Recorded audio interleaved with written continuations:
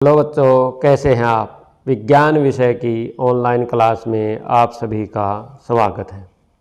आज हम पढ़ेंगे कक्षा 7 अध्याय 10 जीवों में श्वसन के बहुविकल्पीय प्रश्न उत्तर। पहला प्रश्न देखते हैं। सभी जीवों को भोजन से ऊर्जा प्राप्त करने के लिए किसकी आवश्यकता होती है? पाचन या श्वसन या प्रसार या क्षय और गय दोनों। तो हमें किसकी आवश्यकता होती है? श्वसन की आवश्यकता होती है। जीवों में ऑक्सीजन प्राप्त करना क्या कहलाता है? ऑक्सीकरण, श्वसन, पाचन या उत्सर्जन। तो इसका क्या ऑप्शन आएगा? श्वसन। नेक्स्ट प्रश्न देखते हैं। कोशिका में भोजन के विखंडन के प्रक्रम में ऊर्जा मुक्त होती है, उस श्वसन को क्या कहते हैं? वायवीय श्वसन, अवायवीय श्वसन, कोशिकीय श्वसन या प्रसार। तो इसको हम क्या कहते हैं? कोशिकीय श्वसन। कोशिका के अंदर ऑक्सीजन का उपयोग करके भोजन किस में विखंडित हो जाता है? कार्बन डाइऑक्साइड में, जल में या क और ख दोनों या ऊर्जा। तो इसका क्या ऑप्शन आएगा? क और ख दोनों। जब ग्लूकोज का विखंडन ऑक्सीजन के उपयोग द्वारा होता है तो यह कौन सा श्वसन कहलाता है? वायवीय श्वसन, अवायवीय श्वसन, कोशिकीय श्वसन या अकोशिकीय श्वसन। तो इसको हम क्या बोलते हैं? वायवीय श्वसन। ऑक्सीजन की अनुपस्थिति में भोजन का विखंडित होना कैसा श्वसन कहलाता है? वायवीय श्वसन, अवायवीय श्वसन, कोशिकीय श्वसन या अकोशिकीय श्वसन। तो इसको हम क्या बोलते हैं? अवायवीय श्वसन। जीव जो वायु की अनुपस्थिति में जीवित रह सकते हैं वे क्या कहलाते हैं? वायवीय जीव, अवायवीय जीव, कोशिकीय जीव या अकोशिकीय जीव। तो उनको हम क्या बोलते हैं? अवायवीय जीव। डैश एक कोशिका जीव है जिसमें अवायवीय श्वसन होता है? अमीबा, पैरामीशियम, ईस्ट या युगलॉन। तो इसका क्या ऑप्शन आएगा? ईस्ट। ऑक्सीजन की अनुपस्थिति में ग्लूकोज किस में विखंडित होता है? अल्कोहल में, कार्बन डाइऑक्साइड में या ऊर्जा में या उपरोक्त सभी। तो इसका क्या ऑप्शन आएगा? उपरोक्त सभी। अत्यधिक व्यायाम करने के बाद पेशियों में ऐंठन क्यों होती है? अवायवीय श्वसन के कारण या लैक्टिक अम्ल बनने से, 1 और 2 दोनों या एसिटिक अम्ल। तो इसका क्या ऑप्शन आएगा? 1 और 2 दोनों। अत्यधिक व्यायाम की ऐंठन से आराम पाने के लिए गर्म तेल की मालिश या गर्म पानी से स्नान करने से दर्द कम क्यों होता है? रक्त का संचरण बढ़ने से, लैक्टिक अम्ल पिघलने से, ऑक्सीजन की आपूर्ति बढ़ने से या उपरोक्त सभी। तो इसका क्या ऑप्शन आएगा? उपरोक्त सभी। श्वसन किसे कहते हैं? ऑक्सीजन को अंदर खींचना या कार्बन डाइऑक्साइड का बाहर निकलना या ऑक्सीजन का बाहर निकलना या 1 और 2 दोनों। तो इसका क्या ऑप्शन आएगा? 1 और 2 दोनों। अंतः श्वसन क्या है? ऑक्सीजन के समृद्ध वायु का शरीर के अंदर आना या ऑक्सीजन से समृद्ध वायु का शरीर से बाहर निकलना या कार्बन डाइऑक्साइड से समृद्ध वायु का शरीर के अंदर आना या नाइट्रोजन से समृद्ध वायु को शरीर से बाहर निकालना। तो इसका क्या ऑप्शन आएगा? ऑक्सीजन से समृद्ध वायु का शरीर के अंदर आना। उच्छ्वसन क्या है? कार्बन डाइऑक्साइड से समृद्ध वायु को शरीर के अंदर आना, कार्बन डाइऑक्साइड से समृद्ध वायु को शरीर से बाहर निकालना, ऑक्सीजन से समृद्ध वायु को शरीर के अंदर लाना या ऑक्सीजन से समृद्ध वायु को शरीर के बाहर ले जाना। तो इसका क्या ऑप्शन आएगा? कार्बन डाइऑक्साइड से समृद्ध वायु को शरीर से बाहर निकालना। नेक्स्ट प्रश्न देखते हैं। कोई व्यक्ति 1 मिनट में जितनी बार श्वसन करता है वह कौन सी दर कहलाती है? जन्म दर, मृत्यु दर, श्वसन दर या पाचन दर। तो उसको हम क्या बोलते हैं? श्वसन दर। सामान्य जो स्थिति होती है उसमें मनुष्य की श्वसन दर कितनी होती है? 10 से 12 प्रति मिनट, 15 से 18 प्रति मिनट, 20 से 23 प्रति मिनट या 33 से 36 प्रति मिनट। तो सामान्य में कितनी होती है? 15 से 18 प्रति मिनट। अधिक व्यायाम करने में श्वसन दर कितनी दर तक बढ़ सकती है?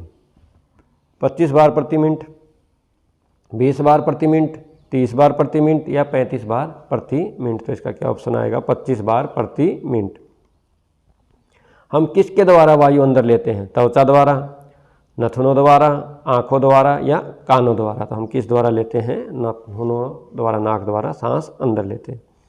अंतः श्वसन द्वारा वायु नथुनों से सबसे पहले किस में जाती है? डायफ्राम में, वक्ष गुहा, नासा गुहा या फेफड़ों में। तो इसका क्या ऑप्शन आएगा? नासा गुहा।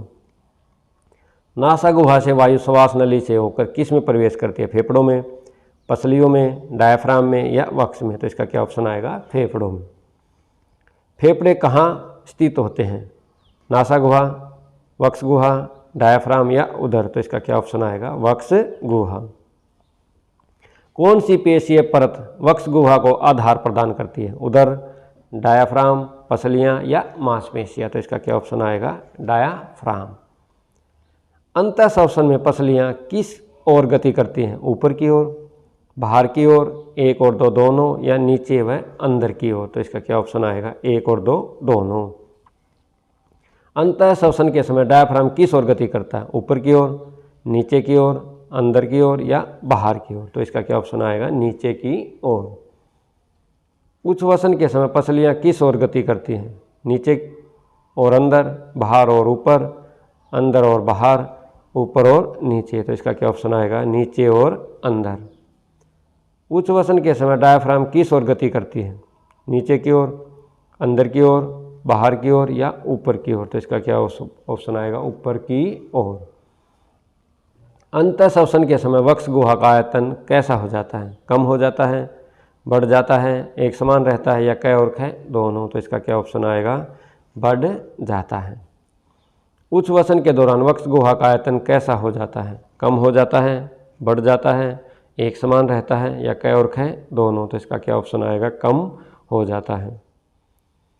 उच्छ्वसित वायु में कार्बन डाइऑक्साइड की मात्रा कितनी होती है? 0.4% या 4% या 4.4% या 14.4%? तो इसका क्या ऑप्शन आएगा? 4.4%। उच्छ्वसित वायु में ऑक्सीजन कितनी होती है? 21%, 4.4%, 16.4% या 0.04%? तो इसका क्या ऑप्शन आएगा? 16.4%। अंतःश्वसित वायु में कार्बन डाइऑक्साइड कितनी होती है? 0.04%, 0.4%, 4.4% या 16.4%? तो इसका क्या ऑप्शन आएगा? 0.04%। अंतःश्वसित वायु में ऑक्सीजन की मात्रा कितनी होती है? 16.4% या 21% या 14% या 7%? तो इसका क्या ऑप्शन आएगा? 21%। किन किन जंतुओं की वक्ष गुहाओं में मनुष्य की भांति फेफड़े होते हैं? हाथी, शेर, गाय, बकरी, सर्प या पक्षियों या उपरोक्त सभी? तो इसका क्या ऑप्शन आएगा? उपरोक्त सभी। काकरोच के शरीर के पार्श्व भाग में छोटे छोटे छिद्र क्या कहलाते हैं? रंध्र, सवास रंध्र, वातक या गुहा? तो उनको हम क्या बोलते हैं? सवास रंध्र। कीटों में गैस के विनिमय के लिए वायु नलियों के जाल क्या कहलाते हैं? सवास प्रणाल, सवास रंध्र, सवास नली या पसलियाँ? तो उनको हम क्या बोलते हैं? सवास प्रणाल। केंचुए में गैसों का आदान प्रदान डैश द्वारा होता है? फेफड़ों या कलोम या त्वचा या श्वास नली? तो किस द्वारा होता है? त्वचा द्वारा श्वसन। मेंढक श्वसन किसके द्वारा करता है? त्वचा द्वारा, फुफ्फुस द्वारा, कलोम द्वारा या त्वचा और फुफ्फुस द्वारा? तो इसका क्या ऑप्शन आएगा? त्वचा और फुफ्फुस द्वारा। मछलियाँ किसके द्वारा श्वास लेती है? कलोम, त्वचा, फेफड़ों या वातक? तो मछलियाँ किसके द्वारा लेती हैं? कलोम के द्वारा श्वास लेती हैं। पौधों की पत्तियों में ऑक्सीजन व कार्बन डाइऑक्साइड के विनिमय के लिए क्या पाए जाते हैं? रंध्र या वात रंध्र या कलोम या फेफड़े? तो इसमें क्या पाए जाते हैं? रंध्र।